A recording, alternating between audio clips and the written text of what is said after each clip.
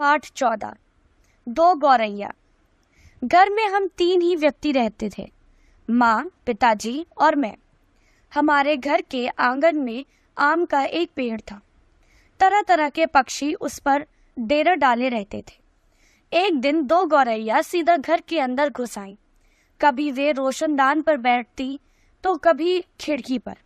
कुछ क्षण बाद जैसे आई थी वैसे ही उड़ गई।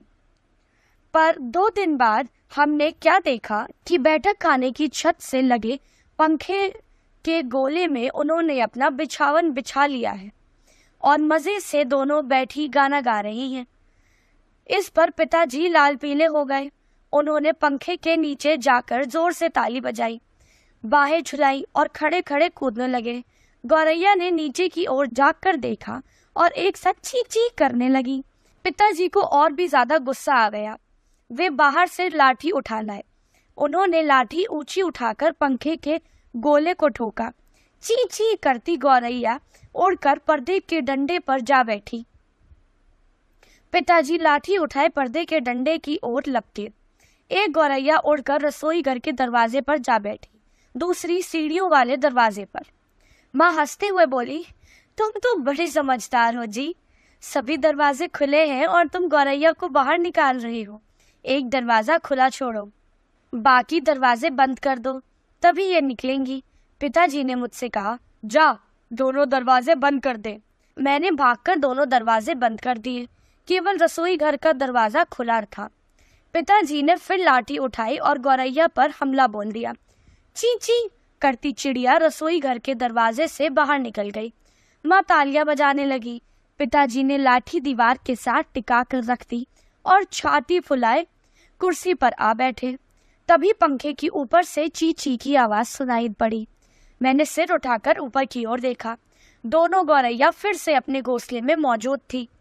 इस बार वे उस रोशनदान के रास्ते से अंदर आ गई थी, जिसका एक शीशा टूटा हुआ था।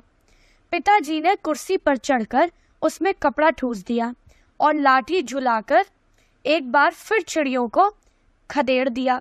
दूसरे दिन इतवार था। जब हम लोग नीचे उतरकर बैठक में आए तो गौरैया फिर से मौजूद थी। पिताजी ने फिर लाठी उठा ली। उस दिन उन्हें गौरैयों को बाहर निकालने में देर नहीं लगी। अब तो रोज यही कुछ होने लगा। दिन में तो वे बाहर निकाल दी जाती, पर रात के समय जब हम सो रहे होते थे तो न जाने किस रास्ते से वे अंदर घुस आती। पिताजी तंग आ गए थे। एक दिन कहने लगे कि वे गौरैया का घोंसला नोच कर निकाल देंगे। वे बाहर से स्टूल उठा लाए। उन्होंने पंखे के ठीक नीचे फर्श पर स्टूल रखा और लाठी लेकर स्टूल पर चढ़ गए। अब पिताजी लाठी का सिर घास के तिनकों के ऊपर रख के वही रखे रखे घुमाने लगे। इससे घोंसले के लंबे लंबे तिनके लाठी के सिर से साथ लिपटने लगे। तभी सहसा जोर की आवाज आई, ची ची ची ची। पिताजी के हाथ ठिठक गए। मैंने बाहर की ओर देखा।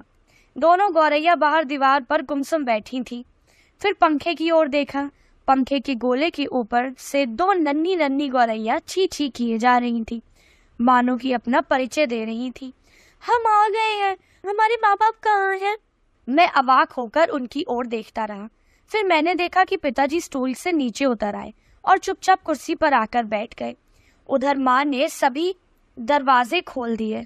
उनसे उनके माँ बाप फुर्ती से उड़कर अंदर आ गए और ची ची करते उनसे जा मिले।